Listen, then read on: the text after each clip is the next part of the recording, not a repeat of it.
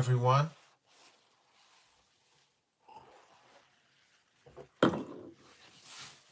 Here we go. The talk. Let's see where you guys are at. If y'all are going to be brave, come from the shadows. Stop lurking in the background like a creep and step on up. Don't be afraid. Step on up and let your voices be heard tonight. Gotta have the talk. Y'all know the talk is very important, right? Talk is extremely important, especially tonight. Some of you guys are going from being with your family. You spent the day with your family, and now you're gonna go and you're gonna party. You're gonna hang out. You're gonna go somewhere else away from your family. Maybe you had an argument.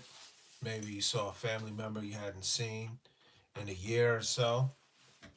So y'all argued about things, and maybe y'all cursed one another out, and you had to take a break and step out in the front and go smoke, and go in the back and smoke because you were just so stressed out. That's some people's day. Others didn't go like that. But we need to have this talk. It's very important that we have this talk. Because, like I said, some of y'all are going out. Some of y'all are hanging out tonight. Some of y'all, you got sons and nephews, and they're going to go and drive somewhere, and you're kind of nervous because all of the cousins are together, and the brothers are together, or the nephews are together, or whatever, or they're all together, and they're going to go and hang out. So you want to have a talk with them, a talk about when they have any form of police contact. Huh? Yeah, I don't know, man. But you want to have some form of conversation with the young men in the family. I appreciate the comment, though, in the chat. So this one is going to be about the talk. Nah, men can't get pregnant. They can't. Men can impregnate, but men cannot get pregnant. No. Women can get pregnant, and men can impregnate women, and women can be impregnated by men. Just letting the chat know what's going on. Anyway, everybody. So to talk, uh, this is off of the heels of Tyreek Hill. If y'all know who that is, wide receiver. Um, if the Virgin Mary can get pregnant, why can't men? That's a very good question. I actually like to say salute to you for that question. Let me digress for a moment.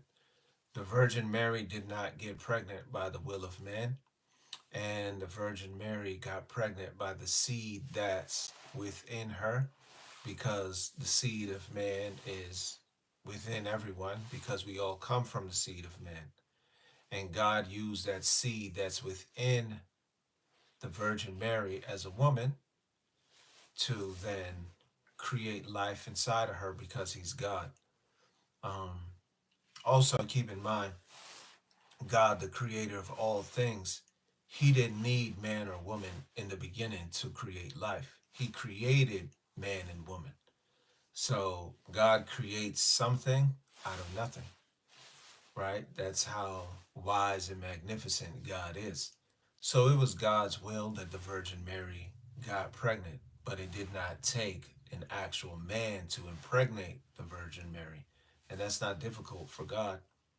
It took God's Holy Spirit, that's what he used, and the Holy Spirit overshadowing her body used the things within her body to make her pregnant. That's how he did it. Now, you ask, well, if the Virgin Mary, that happened with her, then what about men? Well, that's not God's will, and that doesn't happen. Case in point, and not likening the Virgin Mary to what I'm about to say, but I'm just giving you an idea. Chickens, hens, roosters. Hens the female, roosters the male. Hens can get pregnant without the rooster, but they won't actually have, they won't, their eggs won't hatch. But Nevertheless, back to God and the Virgin Mary. Yes, His Holy Spirit overshadowed the Virgin Mary. Virgin Mary, so she was never with a man, right? So there was a man who she was married to, being Joseph, and he was looking after her. He was not the biological father of Jesus Christ. But God is magnificent. His vision, his wisdom is beyond man. We are very limited in how we can think and what we can think. And sometimes, even though we're very limited, we tend to think we know more than God. If it's God's will that this virgin gets pregnant and God uses the things within that virgin endowed with his Holy Spirit on that virgin to bring forth a child, that's easy for God. Now, we couldn't do that. All right. We couldn't do that. That's why it took God to do it. And nevertheless, then you see the magnificence of a virgin birth, a virgin giving birth. So that's not the case with men. But I appreciate the question, though, even though I saw you trying to make a statement afterwards and said checkmate. I don't know. I'm not playing chess. Nevertheless, back to the talk. So you have your sons, your nephews, your cousins, the males in the family may be going out. For those of you who are not familiar with what the talk is something that typically happens with families that have young black men in the family. I'm not going to say black parents because there are children who may be black, but their parents are not black for a variety of reasons. There's foster care, there's adoption, uh, there's family members who take over for another family member, which might be an unofficial adoption. There's custody. There's a variety of things, issues, or circumstances when family members are not the actual biological parents of the children, and the children in this particular instance are young black men. So parents tend to have a conversation with their children, which they call the talk. And that talk is when they're going out, they're driving in the street, and they're going to interact with law enforcement. It could be through driving, and it could be through walking down the street. But nevertheless, if you just so happen to encounter law enforcement, how do you respond? There was a mayor of New York City. His name is Bill de Blasio. Bill de Blasio, the mother of his children, is a black woman, but Bill de Blasio is white. And so he had his children, and he even spoke about having to talk with his son, whose son has, I don't know how his son looks nowadays, but last I saw his son was light skinned, but he had a big afro, right?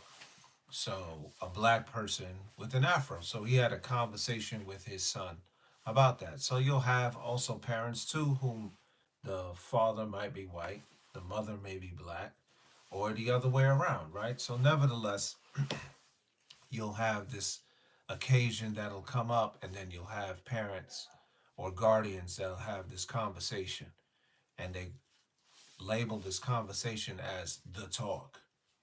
So we're going to discuss that. Now, going back to what I was saying before I addressed the question that was posed in the chat, was about Tyreek Hill. Tyreek Hill is a wide receiver, all pro wide receiver for the Miami Dolphins. Previously was on the Kansas City Chiefs. He's a Super Bowl winner. He's an all pro. Tyreek Hill was driving down the street. Tyreek Hill was pulled over by the police. This police contact was documented due to the body camera of the actual police and other devices that captured the encounter. It led to a lot of conversation. At the time, it was covered on First Take, Stephen A. Smith, Molly Karam, I believe I said her name right, Shannon Sharp, and a couple of other individuals they discussed the incident. One thing that Stephen A. Smith said was that it is his duty, his obligation to keep folks alive, meaning that the information of which he carries out on his show, First Take, is to keep folks alive in such an occasion like what happened with Tyreek Hill. This is a black man driving down the street in America and he was stopped by police. He was driving an expensive car, a luxury car, as he can afford, and he was stopped by the police. So, keeping people alive. Um, I'm going to have to disagree with certain things. And the reason why I disagree with certain things of what Stephen A. Smith said is because Stephen A. Smith, who I've actually met before, and I actually interviewed Stephen A. Smith, but Stephen A. Smith has had an encounter with the police before. Several other people may refer to this encounter when it is turning on the dome light in the car and winding down all of the windows in your car, right? And this is something that might be advised. Also, keeping both hands on the steering wheel, 10 and 2. I appreciate the comment. Thank you. I don't know who from Do the Right Thing you're referring to. Maybe was it Mookie? I don't know if you're referring to Mookie. Do the Right Thing is from Bed-Stuy, Brooklyn. Nevertheless, keeping both hands on the steering wheel, 10 o'clock, 2 o'clock, like on the clock, right? Till 10 and 2. You have the dome light on, have the windows go down. Let me also interject for a moment to say none of this is legal advice. I'm not advising anyone. I'm giving a perspective and an opinion on the matter. So, this is something that Stephen A. Smith, he himself does, and he would advise or encourage others to do it, especially if you are a black male. My particular issue with that is that it sets a bad precedent. Now, it sets a bad precedent because you're communicating that you don't belong where you are at, right? So, meaning everybody drives down the street. Everybody and anybody may just so happen to be suspected of a traffic violation. And that is the reason why you are stopped, unless there is some form of warrant for your arrest or something like that, and you've been ID'd. If you've been identified, then that's a completely different story.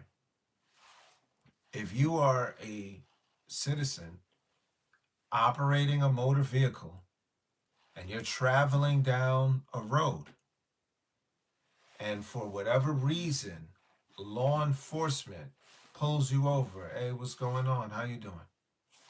Nevertheless, law enforcement pulls you over.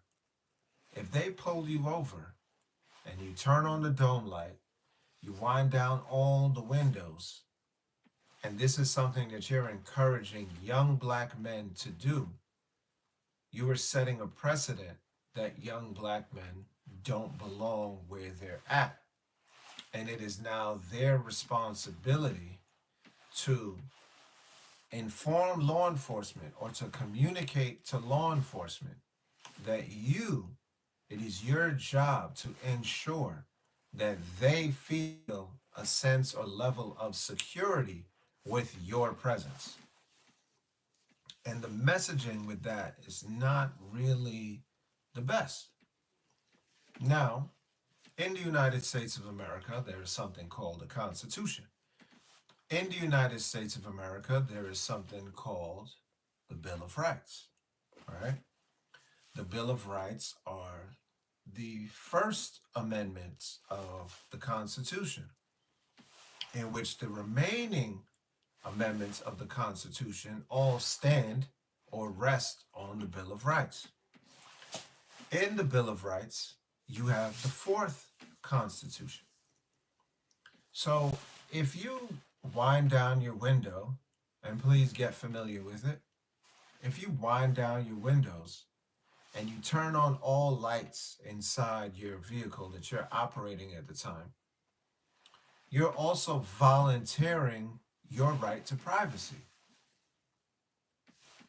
You're volunteering your right to privacy because the traffic violation that either you were stopped for by the police or law enforcement agent, or the traffic violation that you were suspected of committing has nothing to do with what is inside that vehicle that you're operating.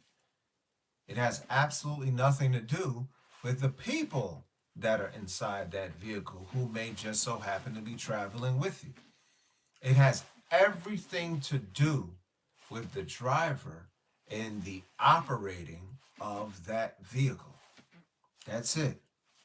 So maybe you rolled through a stop sign. Maybe you made a right turn when you weren't supposed to. Maybe you ran through a red light, or again, you're suspected of doing so, right? So if you go ahead and you wind down your windows, you turn on the dome lights, you're volunteering your right to privacy. So now that law enforcement agent standing upon your vehicle can look and see something inside there, which now only leads to further inquiry about you, which is unnecessary because that's not why you were stopped.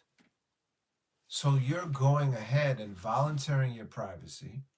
You may very well be opening up the door now to a search, to a seizure, right? When all of these things are in place to protect you. So why would you encourage one people out of all people to do that? Why would you encourage black people? Now, especially black men. Now you have to understand there's a certain level of concern when it comes to a black man operating a vehicle, especially a nice vehicle, which I get it, right? So I don't think anybody such as Stephen A. Smith, Shannon Sharp, I don't think anybody who advises certain things is saying that out of ill favor or ill will towards their own. I don't think that. I think they've just seen enough. They've seen enough things have gone the wrong way. But here is the thing, especially if you're a parent. I would say, as a parent myself, that it is our duty and our obligation to inform and educate our children, or to put them on the right path to be educated by the actual law as opposed to by fear.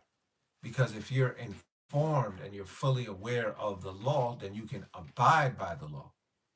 You can also abide by whatever legalese might be used in that encounter with your son and that law enforcement agent. If you go off of fear, then you may be very jumpy. You may do something out of paranoia, which might very well then endanger your life. Right? So, why are you going to then go ahead and wind your windows down and allow things to be seen in your vehicle? And then if they say, what's that under your back seat? That looks like fill in the blank. Now they have reason to believe you've committed a crime. They have suspicion because they see something under your seat, or something under the passenger seat, or something under the foot of the passenger sitting behind you, right? So these are the type of things you've already got the ball rolling. When your conversation, if anything, should be about your actual traffic violation. That's it. You should not be opening up the door to engage in anything else. This is not your friend. This isn't somebody who's carpooling with you. You're not giving them a ride. Why would you do that? I just don't get it. In addition to that, if you yourself are telling black men that that's what it is that they should do, you're really telling them that they don't belong, that anywhere on the planet Earth or anywhere in America, they're subject to this. Now, this isn't the person who you're saying is going to do it to them. You're telling them, hey, just go ahead and do it. Just voluntarily do it. Why would you do that? Why, again, would you tell? You're communicating, and this is very important that we understand these things. We're communicating to our young men that you don't belong. Your presence is not welcome. Now, some of you may say, well, hey, we've had incidences where this brother was driving down the street and that happened, and maybe our presence just isn't welcome, and so on and so forth. Well, I'm going to say this. As we went through this election cycle, I didn't hear one person talk about our presence isn't welcome. So, how the hell do you even get to the point of voting for somebody and you're not even free to drive down the street? You're not even free to walk down the street. Your presence isn't welcome nowhere. And I didn't see any of you guys talking to any of the candidates saying, hey, we need to address this issue. So you weren't making mention of it, right? So now are you going to go back to making mention of it, talking about driving while black and everything else, right? So you're communicating to these young black men that their presence is not welcome. And you're not even allowing the agent to communicate to them that their presence isn't welcome. You're telling them that. And they may never have that actual encounter where they're made to believe that because of the way how they conduct themselves based on their knowledge of the law.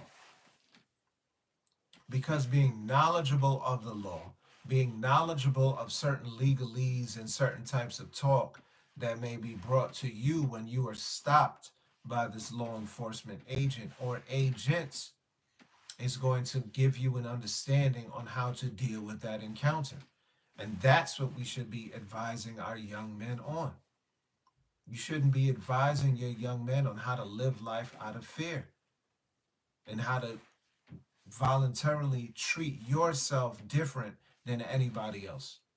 Now, none of that has to do with being irate, being rude, being disrespectful, being just, just going crashing out. No.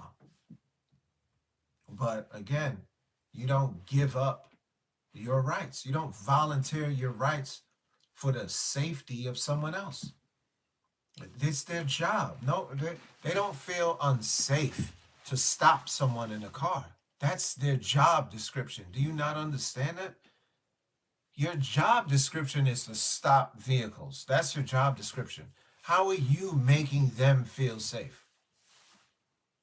If you have a service pistol, a vest, a knife, probably a secondary vehicle, backup, another weapon that's in your car, you have all of those things and you're not safe? No. Now, this doesn't mean that there's no danger involved in stopping motor vehicles on the highway or on a city street or on a county road or something like that. It doesn't mean that. But all in all, that's not your place. Your place is to ensure that you are dealt with lawfully and respectfully.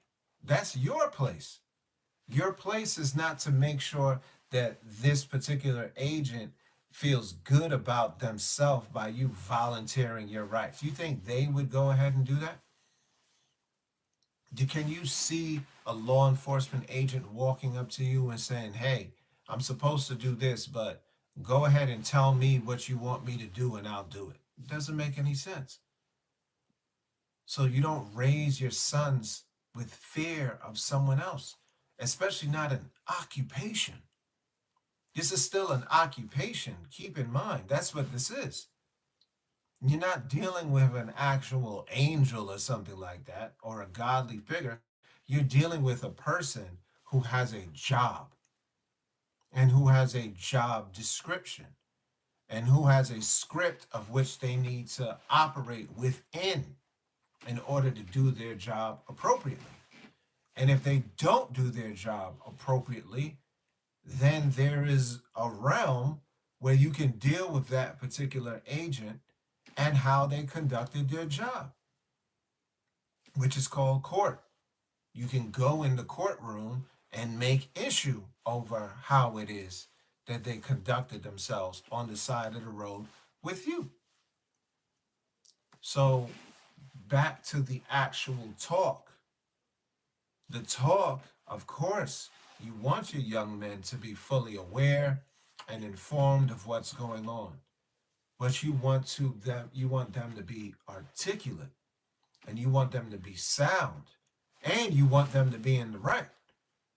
So make sure they're fully aware of the law itself, on how to operate a vehicle, on how to not attract or how to avoid negative attention, and how to act that way.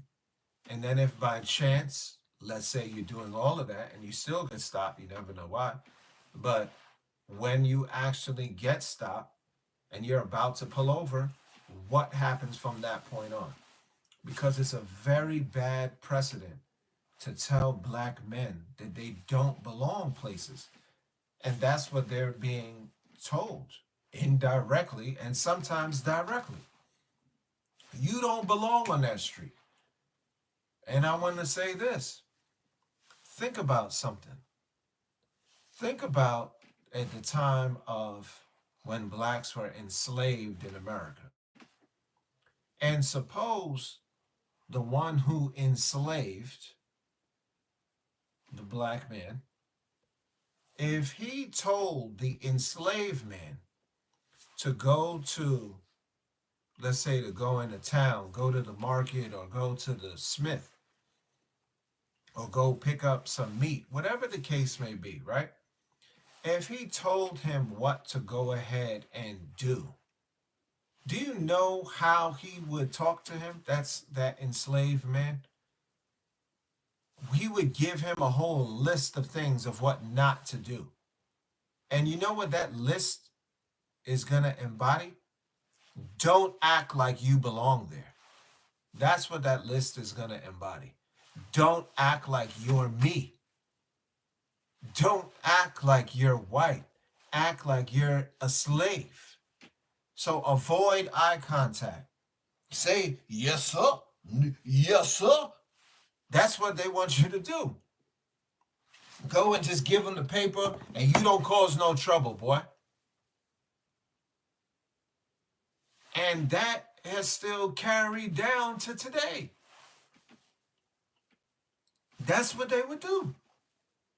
They would make sure that they would drill in that enslaved man's head that don't cause no trouble, don't look at nobody in the eye, give anybody the right of way, they move out of people's way, be as polite as you possibly can. Because over the fact that you don't belong. So why would we continue that same messaging? Because the spirit of that messaging is still the same today. You're going to look at your black son and you're going to tell him, put your hands at 10 and 2, turn on that light, wind all the windows down. Yes, sir. Yes, ma'am. No, sir. No, ma'am. You keep your hands right there. Can I go ahead and do this? Can I go ahead and do that?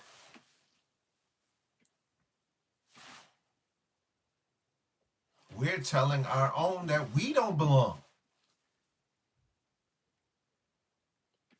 Again, there is a skill and there is a tact that you are supposed to fortify your sons and your daughters with. That's what you're supposed to do. Not instill fear. One, be faithful that God is protecting you. Two, act according to that faithfulness. And three, be who you're supposed to be. What side of the law are you on? Are you on the side of the lawbreaker or are you on the side of law abiding? If you're on the side of law abiding, you never should be operating like that. Never. Now, I would imagine that if somebody was breaking the law and somehow, some way they got stopped by police, then they would be ultra nervous because they know what either they just did or they know what they're doing at the present moment. Why do you see your son and think that? That's not who he is. He's not on the run. right? That's not who he is. He didn't skip bail. So again, this talk is mostly important. We must have the talk, but it's time to encourage our young men and our daughters. I appreciate all of you guys in the chat. It's time to encourage them to be knowledgeable and stand based off of the information of what it is that they have. None of this has anything with being disrespectful, causing a disruption, being unruly, or it has nothing to do with that. Being contentious, it has nothing to do with that. It has to do with the fact of two things. One, you belong wherever it is you're going. And two, if you have such an encounter, that you need to know what is on your side and operate like that. Don't just go ahead and start volunteering your rights away because that's foolishness. For example, if they said, "Do you mind if we just search in the back seat?" Yeah, I mind. I don't consent to that. You can go ahead and voluntarily just open up your door and let them go through your vehicle, and then they go through your vehicle, and what happens if by chance they say something was in there that wasn't yours, or somebody that was in the vehicle with you had something and you may just not have known. You didn't know. See, now if you told them that you don't consent and they said, "Man, freak that," and went ahead and did it anyway, at least now you and your representation at the time of court, it will stand that you did not consent and they went ahead and did it anyway. So whatever it is was found or proclaimed to have been found without that consent, more than likely would be tossed out. See, this is why, again, we just don't want to be keeping this messaging going when it is like, "Hey, let me make it."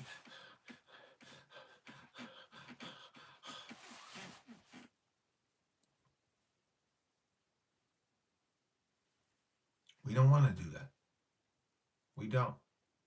We want to have actual respectful encounter with the law enforcement agent about what it is that's going on, and you need to know what it is required of you in such a case. You'll never understand or know that by fear. You would know that by actual knowledge, information. That's how you'll know that, right? Because we do belong. We belong everywhere on God's green earth. He gave us the earth for a reason. He gave us the planet for a reason. And whether we're traveling in a vehicle or we're on foot, we should feel free and comfortable to go anywhere. But you need to operate with that level of confidence that you do belong. And you are somebody who should be respected, and you should be given respect to the individuals that you have to have this encounter with. And look to make the encounter as short as possible. So that's just a little bit of, you know, a little bit of a talk. Just bring some nuance to it because I've noticed it's keep going on. I mean, I seen even Charleston White was saying something about when you get stopped and having your windows go down and turning on the dome light, and that says to the cops that you know something. You know that you don't belong. I mean, that don't look right, man. Look back at Django when Django was on the horse. Look at how Steven was acting about Django being on the horse. All right, it's like he doesn't belong there. That imagery does not fit in the society at that time. So why would we tell our sons that that imagery does not fit today in the society of this time? No, we're not doing that. We're going to actually encourage our young men to be wise, to be smart, to be intelligent, to know what to do, to know how to do it, and to make sure that you move in the faith and to make sure that you communicate what you need to communicate and you protect what you need to protect. Because it's your obligation to protect yourself and your livelihood, not that law enforcement agents. So, with that being said, Cast the Crowns Inc., I appreciate the comments of you guys. Even all of the what's going on with you? Everything is good with me on my side. How's things going on your side?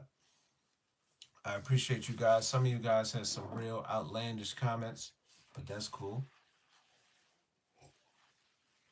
You just don't know what else to say, you know? And I get it. Because when you're talking to the audience, you're talking to a crowd, everybody's in the crowd. So I don't have a problem with the people who make the outlandish comments for the most part because you're part of the crowd. Oregon. That's right. That's right. That right there, that's the Northwest for you. Northwest. I had some real good friends from Oregon. I had some real good friends from the Northwest, and they keep encouraging me to make it up there, to go to California and drive all the way up. Lord's will, I'll get to that in 2025. Calendar year of 2025. I need to make it out to Oregon. I need to make it out to the Pacific. I'm talking about North California. I need to go up there. I need to go up to Oregon. I need to go up to Washington. So I appreciate you guys checking in from out there. Do me a favor and like if you haven't done so.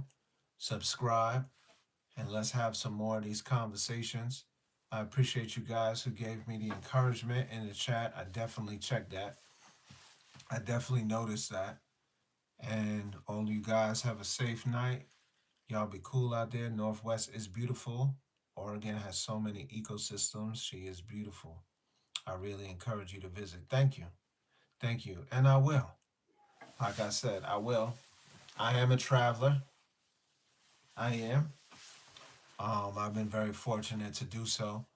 Out of the 50 states in the United States of America, I'm like just under 40. I might even have hit 40. There's very few states I haven't been to. So I'm definitely looking to get up to Oregon. I like that type of scenery. I do like that. Um, you a nut. Anyway, I'm about to sign off, guys. Which state have you really loved so far? Oh, I'm gonna tell you. I'm gonna tell you my favorite states. This is geographically speaking. This is not talking about the people. Geographically speaking, Arizona. Woo! I love Arizona. Love it. I love the mountains. I love the colors. I love the valley. Arizona is red, it's burgundy, it's yellow, it's brown, it's blue. I love that. In addition to Arizona, next door neighbor, I really like New Mexico. New Mexico is very similar. You can see the rocks and just see just the the painting of the rocks. I really like that. Also, you got Texas. I really like Texas for multiple of reasons, but I really do like Texas. I like the desert. I like the desert a lot. You can check my content. You can see I've got videos of me in the desert. Um, California. I like California a lot. I do. California is a state that I really do like. It has multiple environments in the state. California's got mountains, it's got forests, it's got beaches, and it's got the city, it's got the valley, it's got the desert. I like California a lot. I really do. Painted Hills, yeah, I'll definitely check that out. I'll definitely check that out. I thank you. Um, California. On the East Coast, Pennsylvania is a really nice state. Pennsylvania is a really nice state. And again, for those just checking in, we talking about geographically. These are the question was asked about what are some of the states of which I like. Pennsylvania, I like the state geographically. It's got the mountains, it's got the ranges, it's got the farmland. It looks real nice and tranquil and peaceful. And then, of course, you got cities. You've got other towns that look like you're going in the past, like Pittsburgh. That looks like you're going back to Captain America's days. Philadelphia, of course. Max's, whew, I really like Max's Steakhouse on Erie Ave. I think it's Erie and 30th in Philly. But nevertheless, it's not so much the people right now. It's just about the geographical location, the scenery. North Carolina, I like North Carolina a lot. A lot, a lot, a lot. North Carolina is similar to California, where it's got the mountains. Doesn't have the desert, but it's got the mountains. It's got the farm area, and it's got the beaches, right? It's got the cities. Not a lot of cities, not many cities or bigger cities like a Los Angeles, but the beaches are absolutely gorgeous. It's got the humidity where California is not really so humid like that. California is not really humid. North Carolina has got the beaches and it gets hot. It's very hot. And but the humidity is on another level. But it's got mountains and it's got snow. The eastern part of North Carolina doesn't really get too much snow, but the western part of North Carolina does. Another state which I really like as far as traveling through is Kentucky. Kentucky, when you going through the mountains and stuff, or hills, whatever, it's really nice. It's real peaceful. You have remnants of the Smoky Mountains, North Carolina, and Tennessee. The Appalachian Mountains, Blue Ridge, all of that looks real nice. Maine is gorgeous. Maine is extremely clean. There's not a lot of trash or garbage on the ground in Maine. Maine is extremely clean, almost spotless, almost spotless. And I like the lakes. And then, of course, when you go further up, you see the Atlantic and stuff like that. Yeah, Kentucky is really beautiful.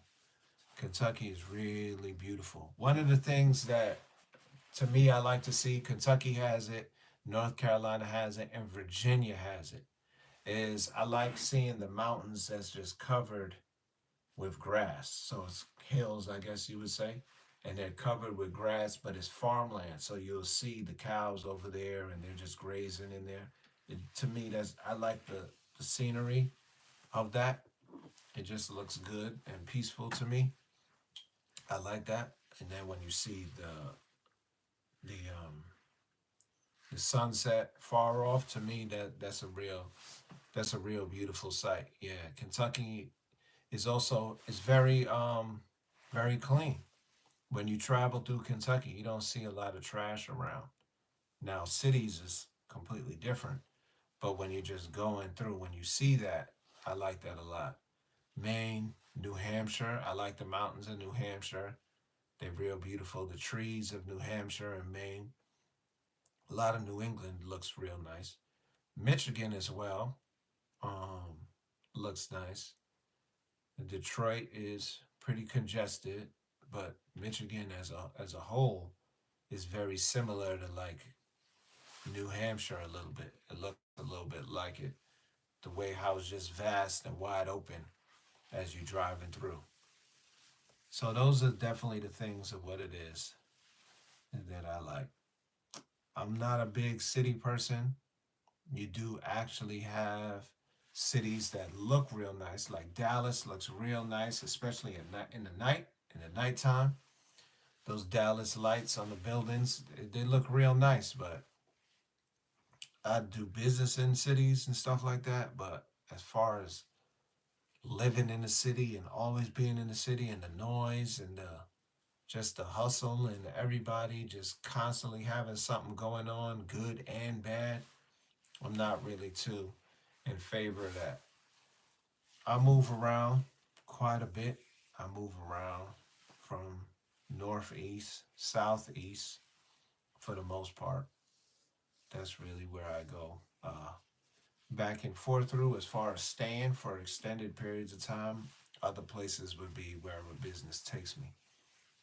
But I definitely like that. But Oregon, I appreciate all of your comments. I'm definitely going to check that out. Like I said, Lord willing, I want to take a nice, good trip, have the right vehicle, and look at the stars. Oh, that's another thing about North Carolina. North Carolina, you definitely get to see the stars and you get the fresh air. You know, you're right. You're right. That's another thing too about being in the country. You get to experience what life should be like in the sense of how it was created. If every tree I'm talking about, if every tree was knocked down, how would you actually appreciate a tree? If every tree was planted by a school or mankind, how would you really appreciate the different types of trees? How would you appreciate what silence is in the country, in rural America, and parts of the other parts of the world too, of course? But when it's quiet, you actually can experience quiet.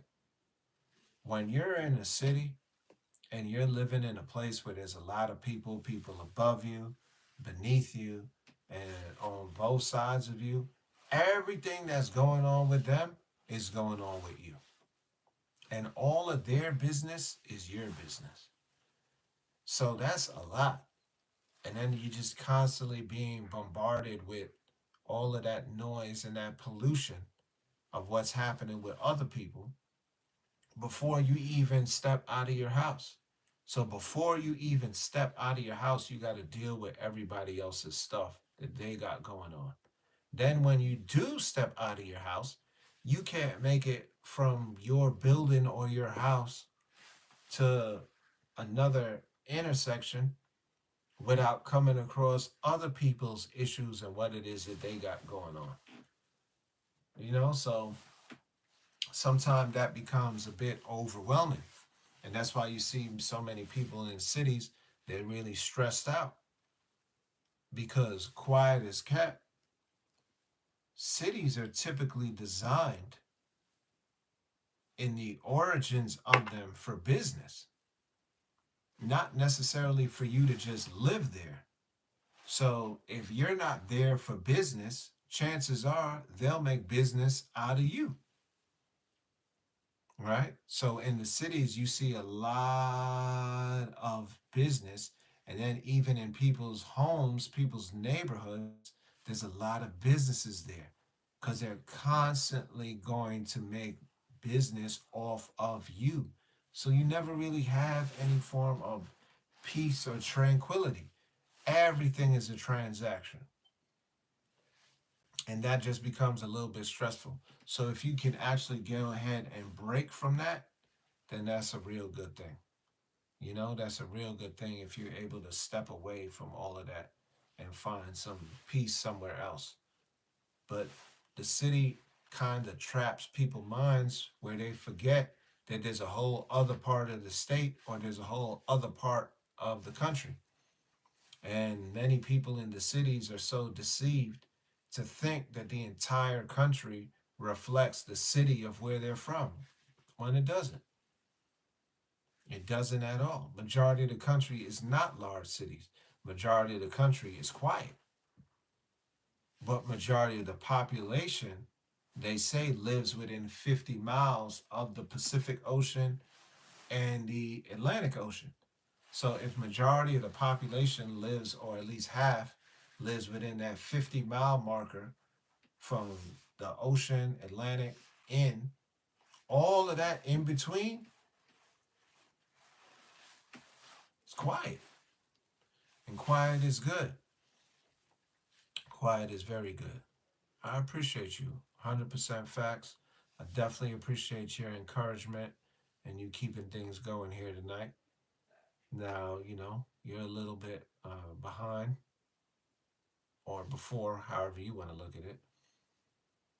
I'm on the East Coast right now, but I definitely thank you guys. We about to sign off. We got some real good guys. Comments like yours and people who participate in the chat like you make everything awesome. The ones with the weird comments, y'all are good too.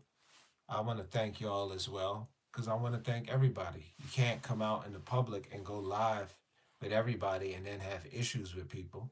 You know what I'm saying? I don't have issues with y'all. I appreciate all of your content, you know? You have a wonderful night as well. Everybody, follow for more, get more encouragement going on, right? More engagement. Cast their crowns.